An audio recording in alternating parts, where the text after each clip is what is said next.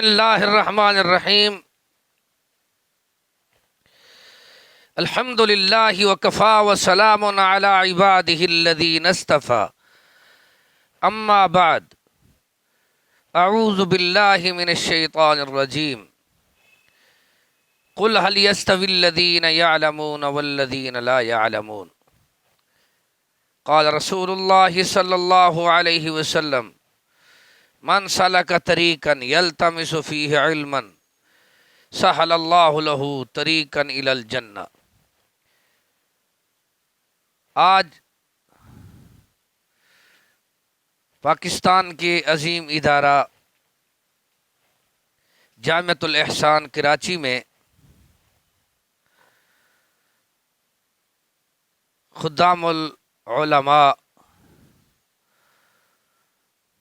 فضیلت الشیخ احسن سلفی صاحب کی دعوت پر جامعہ کے عظیم مکتب میں شرف ملاقات اساتذہ اور طلباء سے اعزاز حاصل ہوا۔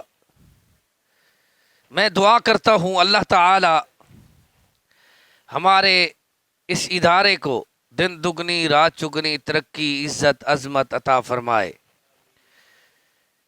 پاکستان میں یہ منفرد ادارہ ہے جس کو بلا تفریق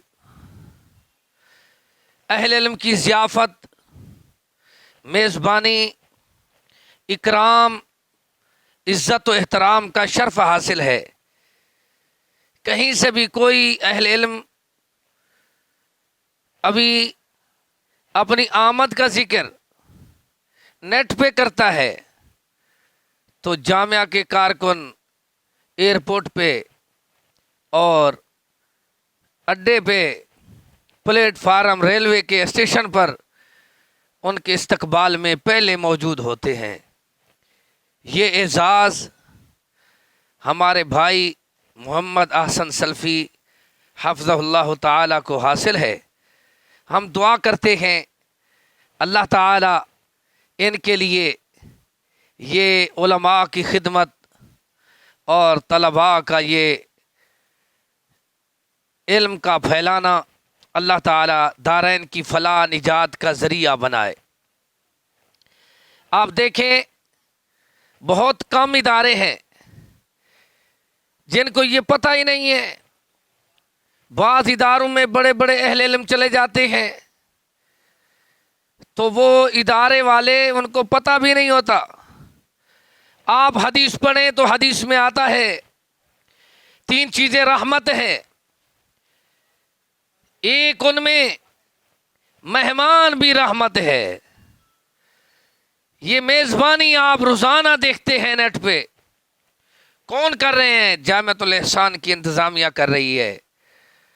اللہ تعالی سے ہم دعا کرتے ہیں اور خاص کر میں شکریہ ادا کرتا ہوں من لم یشکر الناس لم یشکر اللہ، کہ اللہ تعالی ہمارے تمام اساتذہ کرام اور طلباء کو اور جامعہ کی انتظامیہ کو، محسنین کو، معاونین کو جزائے خیر سے نوازے اور یہ منارہ نور، نور الہدا قیامت تک اپنی نور کی شمع اور روشنییں دیتا رہے۔